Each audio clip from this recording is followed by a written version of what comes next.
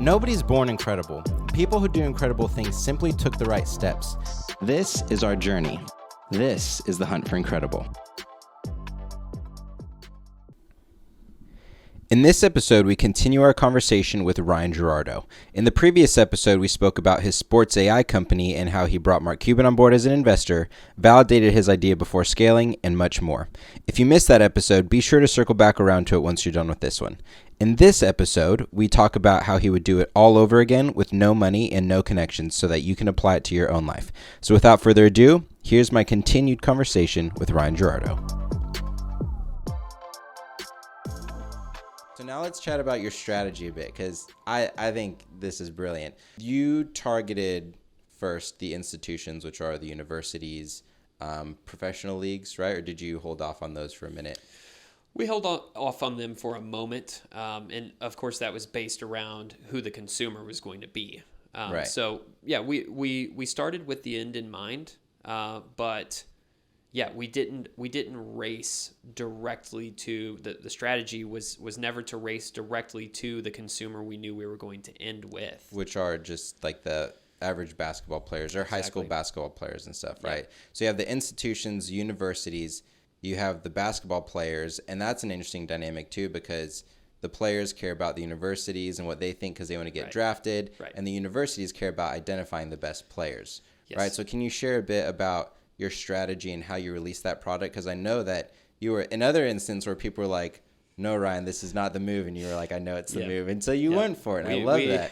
We had VCs telling us, like, you're crazy for going about this direction. So just to kind of set the playing field here, is your long-term goal was to go for the broader consumer base, which is the basketball players. Correct. And your approach was first sell to the institutions, establish that, and then branch out. Can you share a bit more about that? Yeah, you bet. To tie it back into our previous points, I would say this is where knowing the market is just essential. You cannot form up a strategy around a market that you don't understand. So having that experience, that the pre-qualifications that we brought to Cerebro allowed us to, immediately get to work and know which direction we wanted to go. So I think, that's a very important caveat. But for us to speak on the competitive landscape a little bit, first, if you look in venture, like where do the majority of venture dollars, I referred to like VCs telling us that we were crazy early. And I don't think that I don't fault them for telling us that. Like if I was an industry agnostic VC, I would have told me the exact same thing.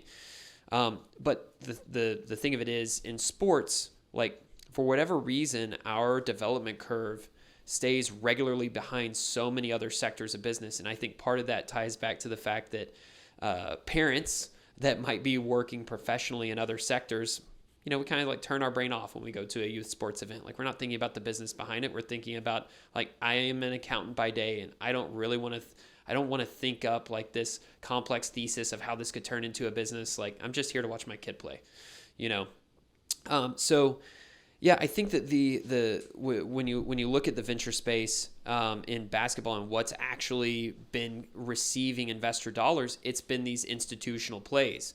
And so the place that we were told we were crazy is around eventually planning to go after this consumer. They said, focus on charging these colleges, $10,000, $30,000, charge NBA teams $200,000.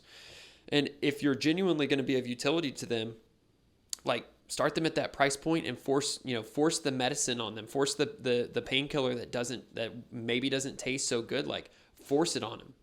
And we always had this idea, no, we would like to get, number one, really, really high profile use cases that we could point back to and say, literally this school made the tournament because of us, that we knew we could take that story and show it to other colleges and increase our saturation, or just naturally have the saturation continue because the price point was so low and the painkiller was so tasty or digestible in this case that like they were willing to take it. So it was never about price. But when I say that we started with the end in mind, again, the end was the consumer. Again, we think we can service this whole ecosystem, so fans would be included in that. But in this case, when we say consumer, we're talking about like the average high school basketball player. So, or anybody that's playing basketball, I would say. So, I mean, there's 450 million people in the world that play basketball. There's maybe, a few thousand potential institutional clients, especially at a high price point. Like there's a few hundred of those. So we kind of always knew, like, let's sell into that 450 million somehow. And it's a really easy play. Like, those people don't understand objectively how they stack up. We gauge the winner of a game on the basis of like who's ahead on the scoreboard, and then we take this like score sheet of these individual performances that in the aggregate turned into that team result, and we kind of like throw it away. And we could more effectively, even going back to that to the days of when I was doing the rec league stuff, like player A, player B, player C, how based on how A and B played against each other, and B and C, like how would A and C play against each other? Like that same thing. It's almost the same concept as like these two. There's a video game NBA 2K, and like they rate players, and everybody gets excited about how has my favorite player been rated. Well, we always knew like the real concept here is telling you how you actually stacked up. It's a gamification, sure, if you're on the recreational side, but if you're on the more competitive side, like it has a very important utility. We're talking about, this is another part about knowing your market. You're talking about parents that are spending thousands of dollars every year chasing down a collegiate dream, and there's nobody there to tell them objectively, like, this is where you stand in the field. And then giving them the agency to take that and say, college coaches, why aren't you looking at me like I am as good as these other players you may be looking at? Or if you don't like how it shows, take it back to your skill trainer and like, these are the areas that I actually need to be improving if I want to get where I want to go.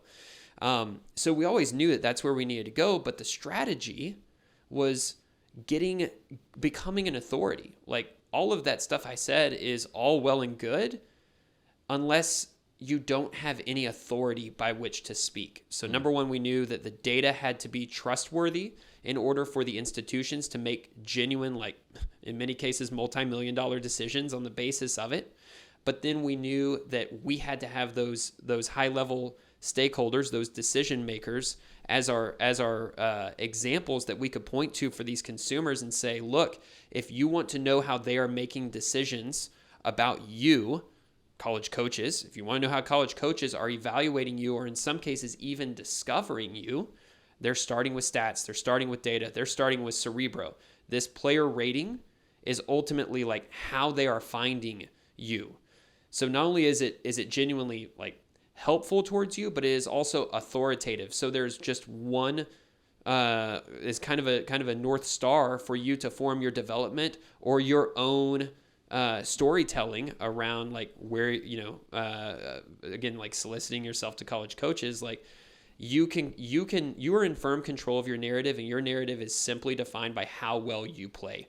Nothing else is not subjective anymore. You're not relying on a scout to tell your story better, or relying on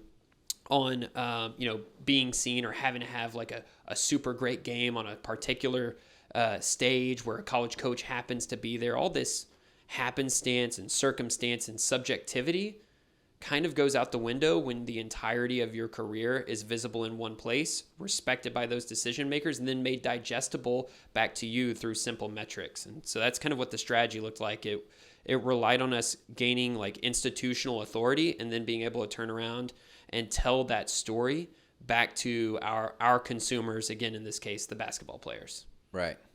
So essentially it's you had the institutions, the colleges that were that established market. And that's where a lot of the VCs are saying, hey, go to that established market. Sure. Because you have a significantly better offering. So we know that they're going to buy it. We know that the market's already established. And you are saying, yeah, we'll go there, but that's just a stepping stone to a broader market that's going to be created that didn't actually exist. If I come in at your price point, I'm going to have 2 of them tell me yes, 3 of them tell me yes. I want 30 of them to tell me yes, 50 of them to tell me yes, right? Like I want to be able to come back to parents and tell them this is how they are making decisions. Like not all of you guys are going to get into the University of Kentucky. If all I focus on is selling to the University of Kentucky, like that's not a very broad pool. Thus, it's really not it at least is not a bulletproof way to say that we're authoritative. Yeah, sure, the best schools are using us, and that's great, but you want to be exposed to not only the best schools, but a wide pool of schools. And if I didn't have that, if price was the reason why I didn't have that, I'm hamstrung. We're hamstrung on being able to go back and tell that story back to parents and players. Right, yeah. So essentially, it's a stepping stone to a market that you're going to create, but you're timing it with the market really, really well too, where I know there are some recent rule changes that you can probably touch on that are now making your offering even more valuable, but you also had this wave that you're catching essentially, right? Where it's like the timing of everything, you prepped by being the surfer on the board who's sitting out there, right, who's tried to ride a few waves, right, and now there's this giant wave that's coming and you're positioned properly for it, right? So the same thing what Netflix did. Netflix, first they let you rent out DVDs, they were mailing it out, but they were geared up for when that wave of streaming came. And then not only did they ride the wave, but they blew up that space. They dumped fuel on the fire and really grew that space, which is the same thing that you guys are doing, totally, right? Where you say like, okay, we're going to get our foot in the door. We're going to start generating revenue by going directly to those institutions. They're a great customer, obviously, because it's that recurring revenue. It's a higher dollar item. So like the margins are bigger. And you validated it with a spreadsheet, which is still such an epic story. And then you're seeing this wave of being able to participate in creating and growing a space where you're going direct to those consumers, direct to those players and saying, hey, we can offer this to you also, to where you essentially are creating a marketplace almost between the institutions and the players to be able to engage. Yeah, exactly. Like, just being present is so important. That longevity prior to the founding of Cerebro put us in pole position. Like, we are fortunate, and I thank God that things came together like they did. I'm not gonna sit here and tell you that when I founded ePlay, I was like, okay, well, in 5 years, I know that this is going to fail. However, there will be a pandemic, and at that time, the NCAA will change rules.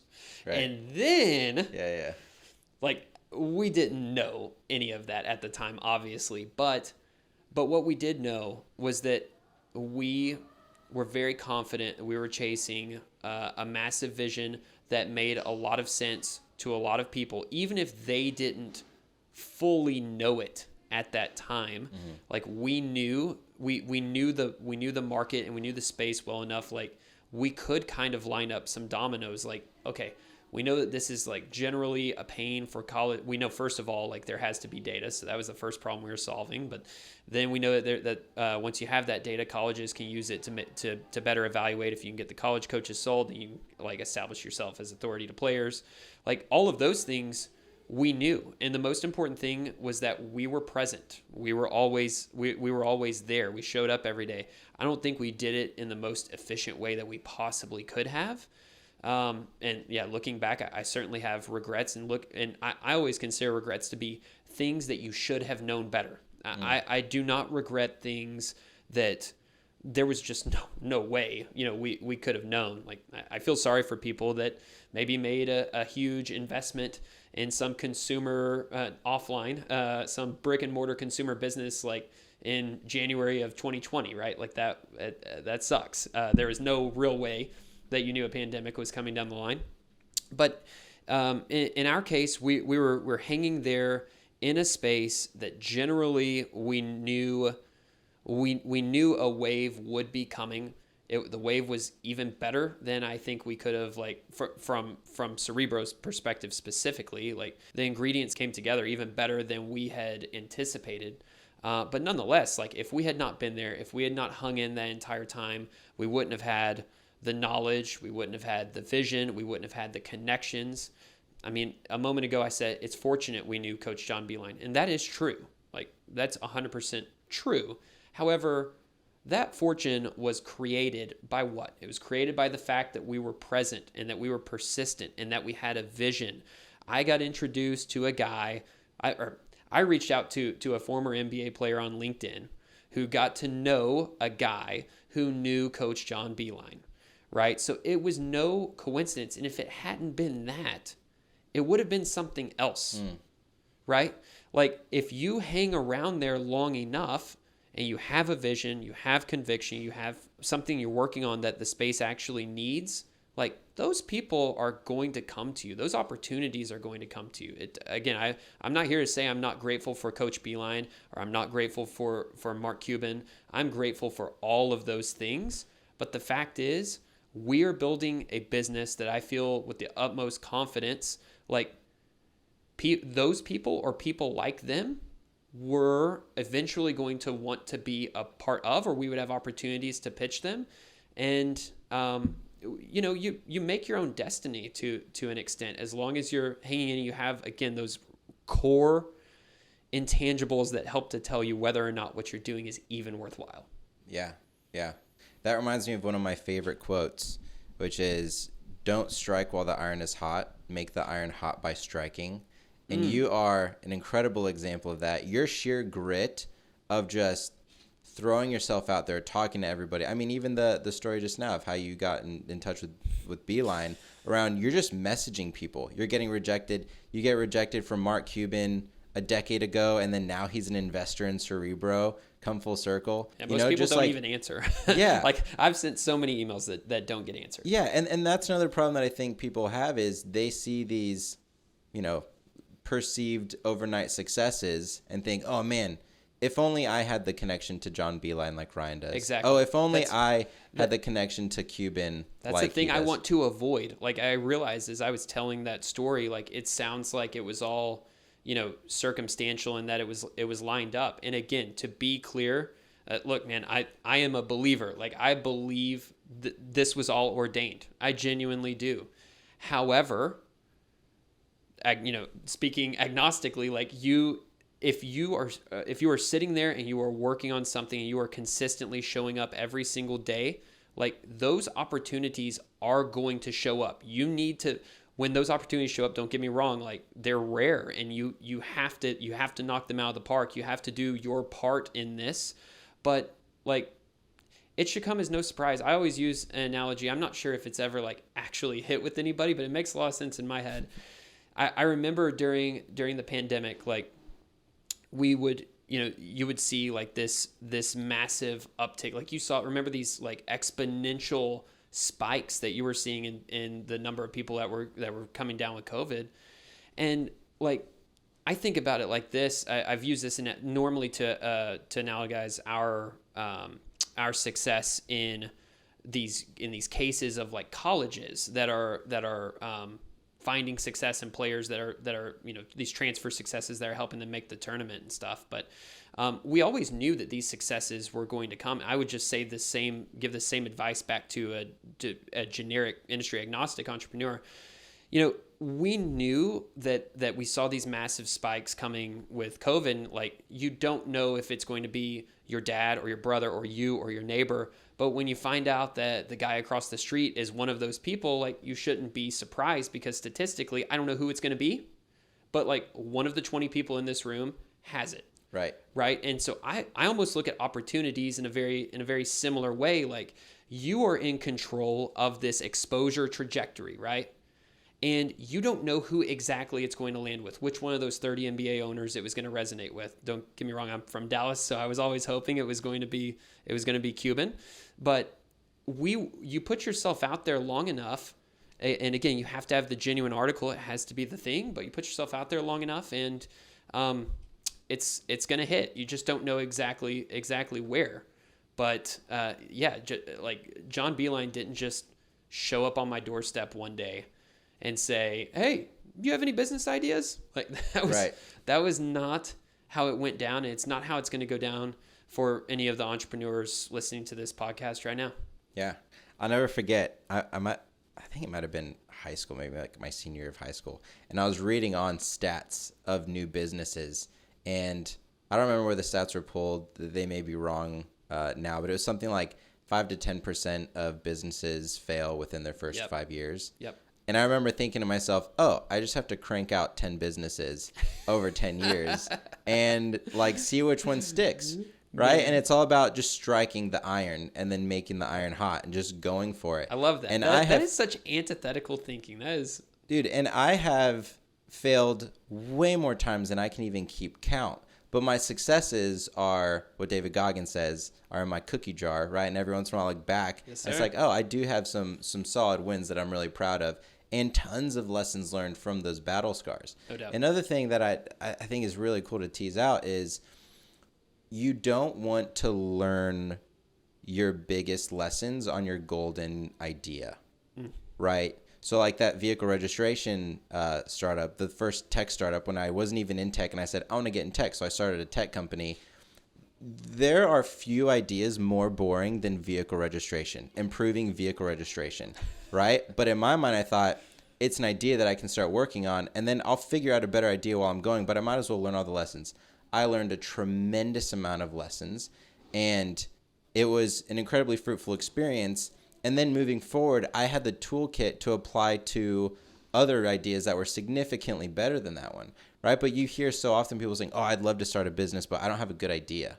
It's like, no, you don't start with your idea, right? Start with action and movement and making progress, and then figure it out as you go. Yes. Right? Yes, man, that is 100% right. Like I was saying, it's such it's such the opposite that I think when people hear that 5 to 10% success quote, their very first thought is that's a discouraging stat.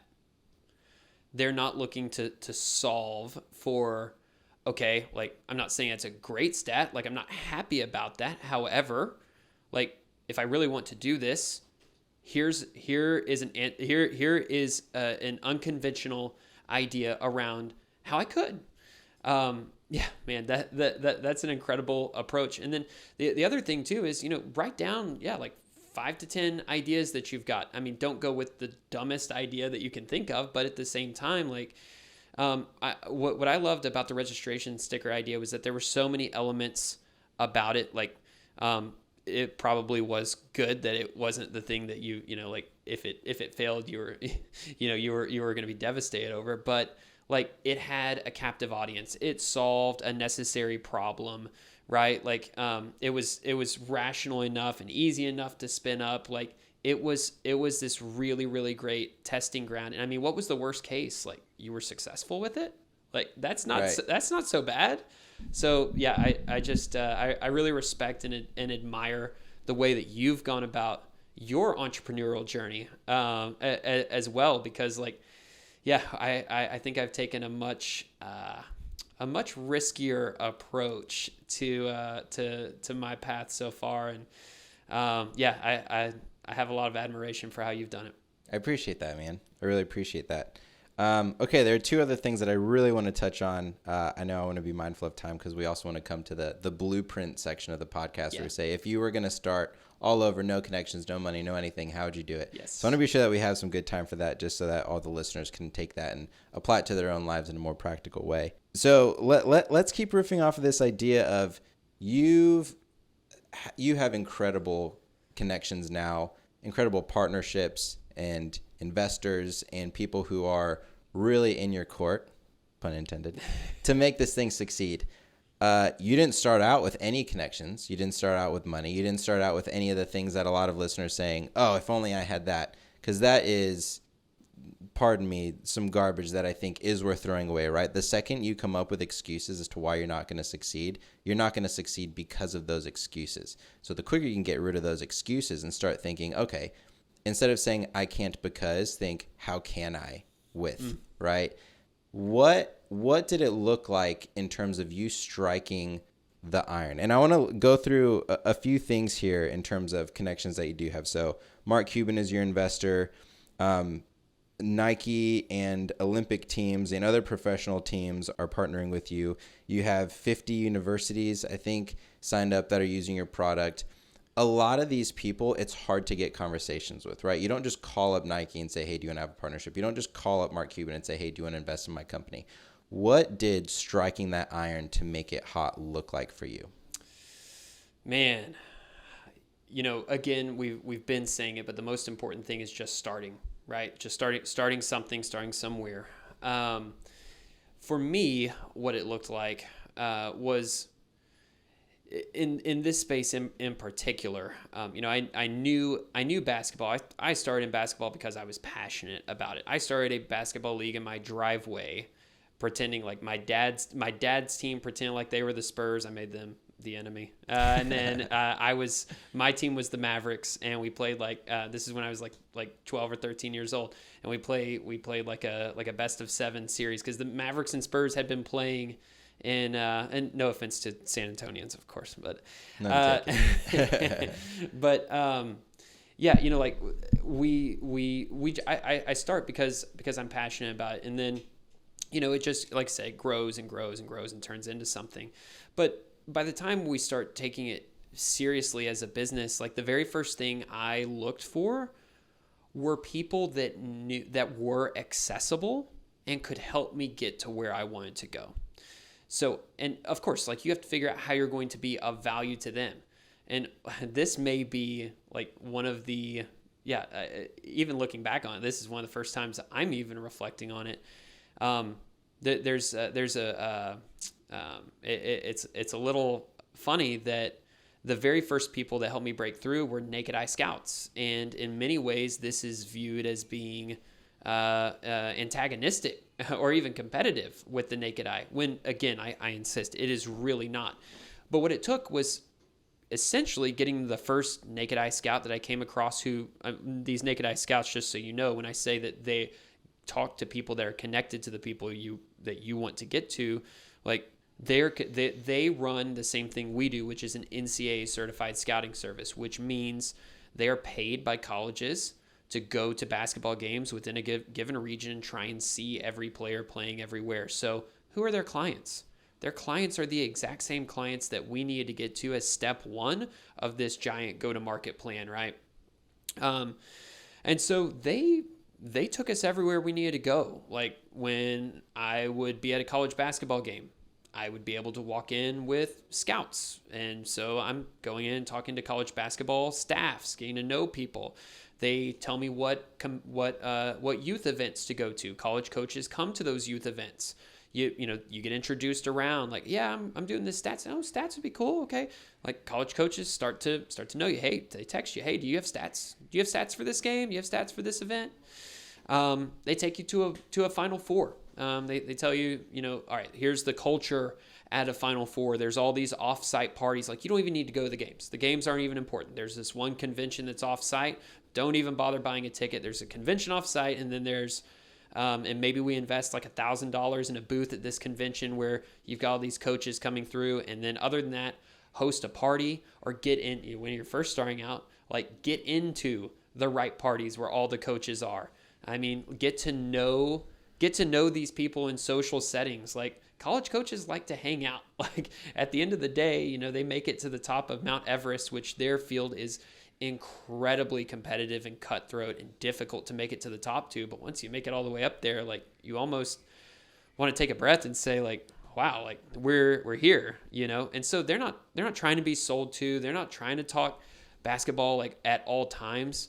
But like learning that culture and getting to know those people, being of utility to them at the right times, being personable with them at the right times, like that to me is how we were able to start scratching something out of nothing. Find someone that is accessible, deliver utility to them. In our case, it was having stats that helped to make a Naked Eye scouting service better. And then leverage that into where you want to go, of course, in an honest and transparent way. Like it was never a secret what we were trying to build, but be of genuine value to people all along the way. And I know this is super tangential, but I feel like it comes from the same like ethos. You hear about tours of duty. Pretty sure it's a Reid Hoffman concept, actually, right? Like, what's the whole idea here? It's be of utility. Understand the transactional subtext to all of this, right? Like, be genuinely helpful to people, and they will be genuinely helpful back to you. And be transparent about that. So with tours of duty, like with our staff right now, like our employees, like the very first thing I say is, what do you want to do? Do you want to get on with an NBA team? fantastic. That's my number one goal is for you to have a tour of duty here. Here's what we're going to accomplish while you are here. But I want to make sure that at the end of the day, you graduate to getting to an NBA team. Like your vision here doesn't have to be to become some executive working in sports. Instead, it could absolutely be like getting to that team, which is equally cutthroat, right? And so like find someone that can help you get in. In my view, like they're doing the same thing to me that I did to those naked eye scouts. They found someone that has access to the people that they want to get to in their role with us. Who are they going to be interfacing with? Our clients. Our clients are the people that they want to go work for. I mean, we're recording at a co-working space right now. And I know people that work at a co-working space that literally work here to meet startups. They literally do. Like that is their vision. How can I get on with one of these startups? And that's great. Like hopefully this co-working space knows that too and looks at that as a great thing. I really think that's how you scratch something out of nothing. You figure out how to be genuinely helpful in the context of your macro vision. And yeah, start with what is accessible. Don't focus on what's not. Yeah. Put yourself in good situations and good things will happen. Totally. Something else that I think is worth touching on too, because you're talking about, being genuine, providing genuine value. What I've noticed with you is you build incredibly authentic relationships with people, and that matters. That goes a long way, right? I strongly dislike the term networking. I think it has a very transactional connotation to it, where it's like, we're all just connecting to use each other for our own individual gain. Something that I've seen you do incredibly well is connect with people and build meaningful, authentic relationships where you're saying, hey, I want to provide you value and I'm not asking for anything in return. Sure. And then those people want to provide value to you because you've authentically provided value to them, right? So it's almost like this idea of the more freely you give, the more you get in return. Absolutely. Yeah, it is such a fine line to walk because like I just got done saying, there's this transactional subtext that like we all know exists. Like if we're interacting in a professional capacity, theoretically, like I'm expecting there to be like the reason I initially engaged you was probably professional, right? Hopefully. But like, I don't know if this is even good advice, so perhaps people shouldn't follow it. But my rule of thumb is, if I am going to be asking somebody to do, like if I have a transactional vision for how this is going to end up, like I should, to avoid it being really like a quid pro quo, like I ultimately aim to like become their friend. So like if I see something, in their personal life has happened, like genuinely care, like genuinely reach out. If this person happens to be in town, buy them dinner. Talk about stuff that is not necessarily what you are trying to get out of them. And the very last piece of advice I would have on this is be patient. Like if you are, again, delivering genuine value, which I want to emphasize is twofold. There is the like professional value that you're going to deliver, but it's also like you want them to think. I can't tell you how many times I've spoken to people, and honestly, like I like to believe they say the same about me. Like I'll be talking to somebody for the first time. They'll be like, "Let me connect you to insert the blank. He's a really good guy." Like, and I think that you guys would just hit it off. That part of it is so important. If you walk into this meeting with this agenda and it's like, all right, here's what here's what I'll give you. Here's what I expect. Like, we got a deal. Like that's not really the path to getting to where you want to go. So I think that there's delivering in total, like there's a genuine value like package that you're going to deliver, and it's one part like professional and business related, but it's also one other part personal, and you have to fill it out. And the only way to really obtain that is to truly have patience. And honestly, like, be ready for it to not go anywhere and just be okay with that. Right. Like it's not the end of the world if all you accomplished was helping somebody. If you're not okay with that, then I would say networking is probably not for you. You're in search of a quid pro quo. So Ryan, if there was somebody out there who wanted to start a tech company like you, actually no, let's take a step back. If you were going to start over, no connections, no nothing, and you were trying to achieve this goal of creating the tech company that you've built in sports analytics in this space, how would you go about doing that? Who would you talk to? How would you approach building the MVP? It sounds like you'd probably go with the same MVP since that landed so well. Yeah. What does that blueprint actually look like for you? Yeah, there are maybe a lot of like super specific things that I would do differently, but at a very high level, I think a lot of the things I would do the same. I think from an MVP perspective, I think one of the worst things that I did personally was I quit my job way too early, like unnecessarily early. That is probably the single biggest regret that I have. There were so many other ways for me to test what I was, for me to test and iterate. And it would not necessarily require, like for example, as large of a sample size as I was trying to get. I felt convicted that I knew what I was diving into, and I knew that youth sports data was going to be massively important. And I obviously I believe I was right about that, but was there a need for me to try and like go cover every single event that I could find? No, like I should have focused more around single events and having defined processes that I knew to work very, very well within those events. Take a moment, take a breather, not focus on the data set in the aggregate that I was building, because that's what I was doing. I was like, all these events are happening at the same time. Like I need to collect this. The important thing, the North Star here is the data set. No, the North Star was the process. That was the MVP, right? Like you show up at an event, boom, boom, boom, boom, boom. Now you have a successful output unit, one unit. The event unit was the MVP, not the aggregate data set of all of these events within it. That was really where I went wrong, because as soon as you start looking at that, yeah, you do have to quit your job, because you need to be in LA today, you need to be in New York tomorrow, you need to be in Boston the next day. Like all these events are happening at the same time. Okay, but hang on a second. Like, does your process actually work? Is it ready to scale? Like, I jumped straight into scale way too early. It's like the fable of the goose that lays the golden eggs. Yes. And the golden eggs are the thing that you care about, right?